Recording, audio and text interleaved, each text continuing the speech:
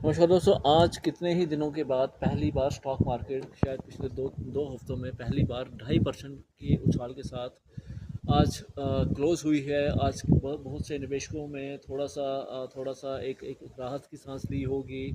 जिस तरह से मार्केट पिछले 3-4 दिनों में लगातार तरीके से गिर रही थी, संभल नहीं पा रही थी। आज मार्केट ने अपनी पुरानी जो पिछले हफ्ते की जो उसका जो बेंचमार्क था उसको हासिल किया। अब उसकी रीज़न जहाँ तक मोटे तौर पर देखा जा रहा है वो ये है कि गल्फ़ की वार में थोड़ा-सा एक पॉजिटिव रुझान आया है। कई देशों ने इस चीज़ को सुलझाने का प्रयास किया है।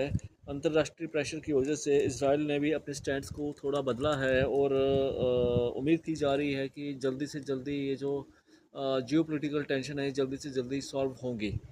वहीं दूसरी तरफ जियोपॉलिटिकल फैक्टर्स का जो इफ़ेक्ट है वो हमारे भारतीय स्टॉक मार्केट के ऊपर तो पड़ ही रहा था।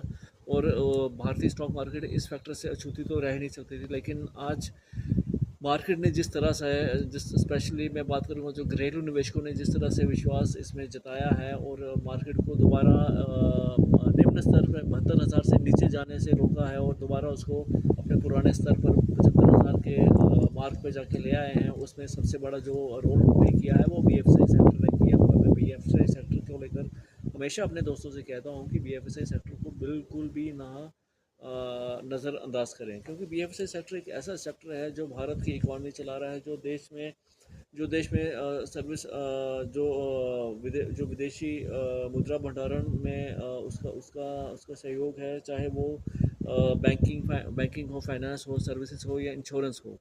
तो इसमें ये चार ऐसे सेक्टर हैं जो भारतीय इकॉनमी को होल्ड किए हुए हैं और बाकी फैक्टर्स को भी इसमें हम नज़रअंदाज नहीं कर सकते। स्पेशली एफएमसीजी सेक्टर या एसएमई सेक्टर की मैं बात करूं, एसएमई सेक्टर एक अपने आप में बहुत दबाव में काम कर रहा है। पिछले कई महीनों से मैं बात करूंगा, वो थोड़े दबाव में काम कर रहा है, क्योंकि जो अंतर्राष्ट्रीय कुछ